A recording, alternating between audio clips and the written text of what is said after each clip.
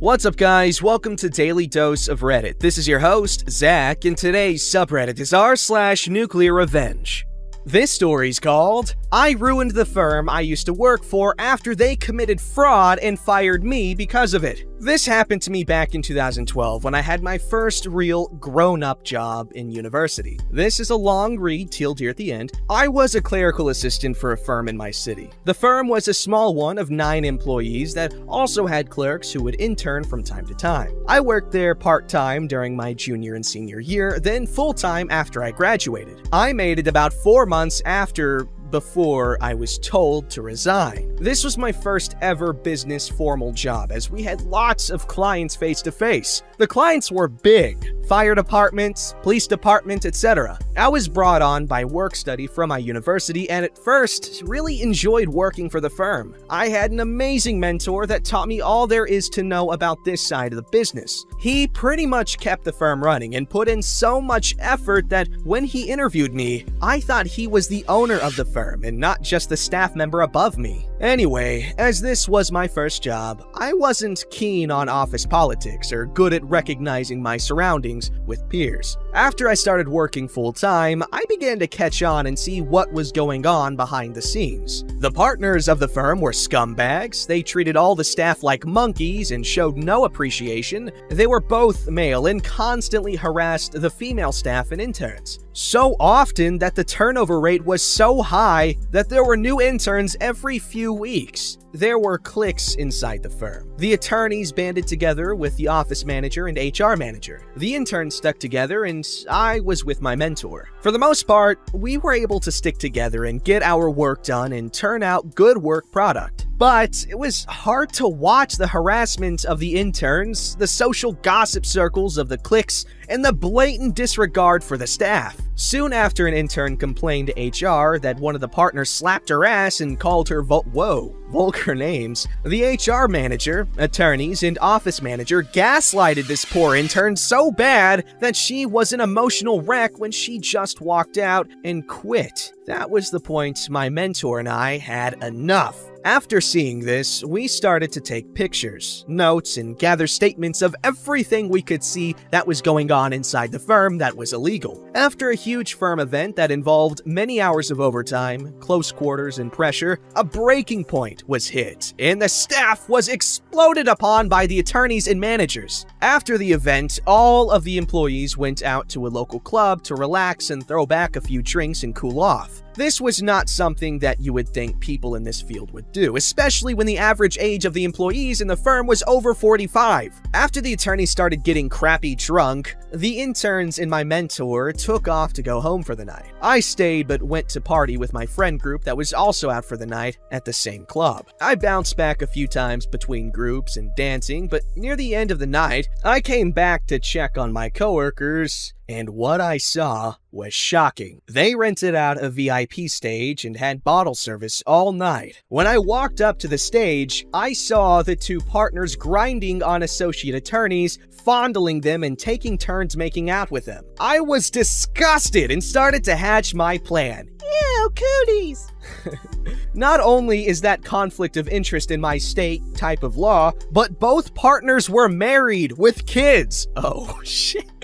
And so were 3 out of the 4 other female attorneys' staff members. I got one of the promoters that was my roommate at the time to get the club rep to take photos of them doing this, but to also send them to me. I snapped a few on my phone and left the club. Before we went out, we all stopped at a hotel room close by that was rented out by the partners of the firm. I went back after I left the club, and since I was an employee of the firm, I was able to convince the front desk to let me back into the room as I was there a few hours earlier and was working with them to pick up and drop things off for the event. After I was let in, I started to take pictures of everything that I could find. I emptied drawers, bags, and closet and was able to take pictures of many drugs, sex toys, and things like IDs that were left behind earlier. The following Monday, I go into the HR office and tell the manager that I was uncomfortable with what I saw the partners doing, what they have done in the office, and how everyone exploding on me and my mentor at the event was unacceptable. Immediately after I left the HR office, the manager ran into the partner's office and closed the door. I could hear screaming coming through the door and booked it over to my mentor's office to fill him in. After I blurred out what happened and what kind of pictures I got, the partners and HR manager run into my mentor's office and overhear us talking about what happened nights before. They immediately tell us to resign and to pack our things as they were worried about our hostile work environment and what it's doing to the firm. I am on the verge of tears and don't know what to do next. My mentor quietly asks for our termination letters, all of our pay stubs, all of our billable hour entries from when we started, and my university work-study paperwork. The HR manager was shocked by this, but legally had to produce all of these things for us upon request. After 2 hours of data compiling, my mentor and I walked out with all of our things. We ended up going to a bar with all the paperwork we just got and started to plan our revenge. We compiled all of our timesheets, billed hours, and my work-study paperwork. Not only did I upload all the pictures to my separate email accounts to send to the respective spouses of the attorneys, but we found out that the partners and managers muddled with our billable hours to change them to a higher rate to bill our clients more, even though a clerical assistant and paralegal were drafting and filing pleadings. Through my work study, they reported that they were paying me $18 an hour total, while paying me $6 an hour from their pockets, and my school was fronting the other $12 as reimbursement. Not only on my pay stubs was my hourly rate $12, I, nor the firm, was being taxed for the other $6. Instead, it was being pocketed straight by the firm. After a complete and thorough compilation of documents, my mentor and I set out the next day to complain to the State Bar Association to show that the attorneys at the firm committed malpractice, misrepresentation of funds, harassment, and conflicts of interest. Their spouses were emailed all of the photos of the night out clubbing and what was in the hotel rooms. My university was informed of the misuse of funds. I applied for unemployment based on their false misconduct firings. After 2 weeks of job searching, my mentor and I got picked up at another firm as a package deal. We became close after, and we constantly see each other every other week on a personal basis. Months into working the new job,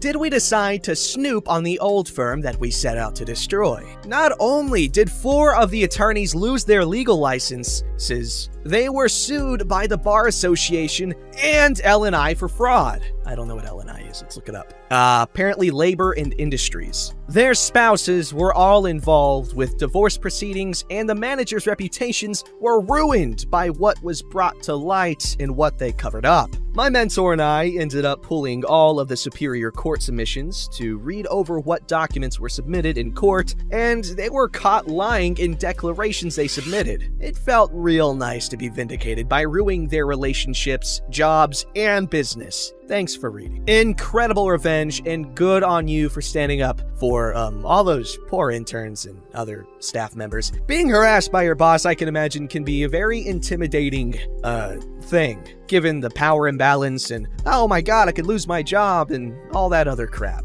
It's really sad.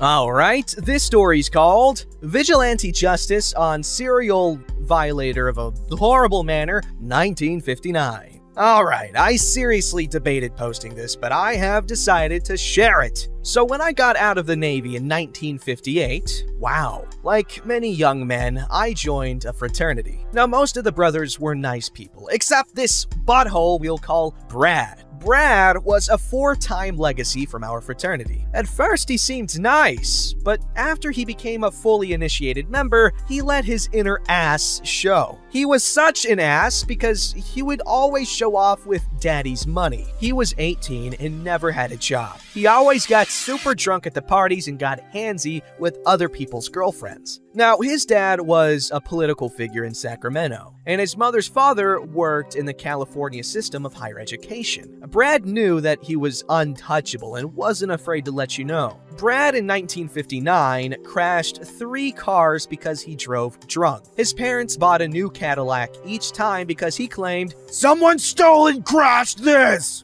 When his parents bought him a Buick convertible, he said that he has a reputation to uphold and doesn't want people to think that he is poor. A couple of months into the fall semester, and Brad is drunkenly harassing women at the party, even saying lewd and suggestive things to them. We try to cut him off, but he keeps going on. Some of us go and leave Brad to himself. Hours later, we see a girl leaving Brad's room. I'm thinking in my head, she doesn't want to be seen taking the walk of shame. She just cries while covering her face and holding her shoes. I knock on Brad's door and he says, "Ready for round 2? Get your ass on the bed." When he sees that it is me, he puts his clothes back on. I ask why that girl was crying and he said, "How the hell should I know? But she was blonde, tan, tight."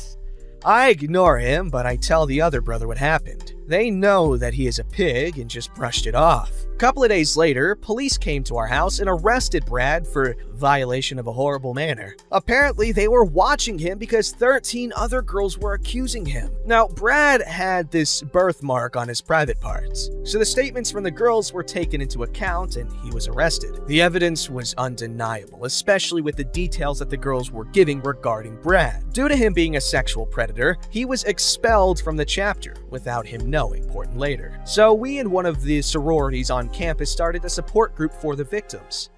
Girl 1 was saying how Brad made her feel and that she wanted to get back at him. Girl 2 was talking about if she had the chance, she would kick his ass. So one of our brothers, who we'll call Ralph, said, "Well, why don't you? What? When he comes back to the house, we can take him somewhere and you can have some time with him in the desert, alone." So mere days after Brad was arrested, he was bailed out with help from mommy and daddy, and he came back to the house. We started lying, saying how we know that the charges were BS. He said, "Yeah, my dad has a whole team of lawyers representing me. It's gonna go away fast." Brad gets drunk and Ralph roofied him. Ralph and some other guys proceeded to drive 3 hours east from the coast into the California desert. Ralph and some of the other guys meet 9 of the 13 girls in the desert. They wake up Brad, who is still somewhat drunk, and push him out of the car. Now, as Brad wakes up, I was told that he went pale in the face as he saw the women that he victimized were standing over him with blunt objects, stabbing weapons, and a shovel. Brad cries out to Ralph and the other guys. You can't leave me here alone!" Ralph said, "You aren't alone. You have plenty of company, and you know everybody here." The guys drove off, and the girls came back to campus 3 hours later with dirt on their clothes and a red-stained potato sack. Us guys never knew what became of Brad. But to this day, when we see the remaining girls that are living, we never ask. Thanks for reading. And let me say, when I say roofied, he was drugged. Benzodiazepines were invented in 1955, so that could have been it. But I have no way of knowing because I had nothing to do with this and the actions that took place afterward. Well, first of all, let me say that, really cool of you to freaking start that support group or whatever for the victims, because I might not have the most accurate view of the 1950s, but like, let me say that I freaking idolized that decade. Obviously, social issues were out the wazoo, and I've got the privilege of being able to look back and be like, wow, that place in time was beautiful. Lots of the diners in the car. Ooh, so cool. I love the aesthetic. Just the aesthetic. But anyway, I do know that it was not progressive at all. I'm pretty sure Jim Crow was still there. Women. It's just a bad time for everyone that wasn't like a white dude. I mean, I know that's not the case every time, but I'm speaking in general terms. So I'm just saying I'm impressed with how progressive y'all were at the time. And even now, like a bunch of dudes, like a freaking fraternity starting a support group for, victims of sexual assault. That's insane. That's really cool. Just ignore the potato sack though.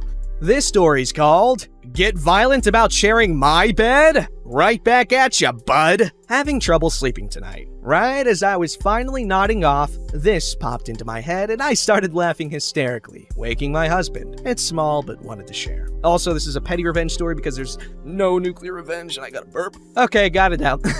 Years ago, I was stuck in a really abusive relationship. Won't go too into detail because it's a long and irrelevant story. In the last months leading up to my escape, Josh, my now ex, would take up the entire bed every night. I would usually have to sleep half laying on the bed, half standing on the floor, without even a corner of the blanket. He would randomly elbow me hard in my neck and spine multiple times a night on top of that. If I tried to ask him to move, push him aside to make room, or attempt to claim some of the blankets, he would beat me with his elbows until I moved to the cold-ass floor. I mean, full-on body slamming me in the ribs and stomach with his elbows, as hard as he could. The whole relationship was bad, and I wish I was strong enough to get out of there sooner. Anyway, one night I found myself with about a third of the full-sized bed for the first time in ages. Not only did I take advantage of a peaceful-ish night of sleep, I got some very minor petty revenge. As Josh was facing the wall with his back to me, I scooted my butt against him and leaned forward so my body was at a 90-degree angle. After a couple of minutes, I used all my strength to slam my body backwards into his back, full force. I heard his face hit the wall right before he sat bolt upright screaming, "Whatever!" I pretended to be asleep as he tried to shake me awake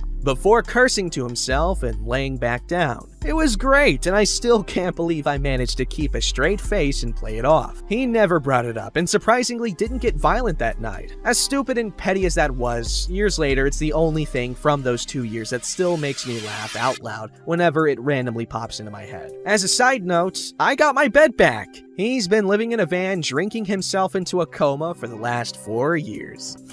Serves him right, dude. That's like messed up. Guys, don't body slam and elbow your significant others in their spine or neck. If you're gonna do it right and elbow them in the freaking gut! I'm kidding. I'm not advocating for domestic violence. And I'm depending on you to know that was not serious. Don't hit people, but do hit people back. But preferably not, because that just escalates things potentially. Or it could end things. Use your brain. I trust you. But don't beat your spouse up or significant other for any reason. I mean, unless it's to beat them up back. But again, not preferable. Anyway, OP, thank you for sharing your story. And good job for getting out of that toxic, violent relationship, because can't have been good to you emotionally, mentally, or physically. Don't forget to like, subscribe, and hit that bell to never miss an episode.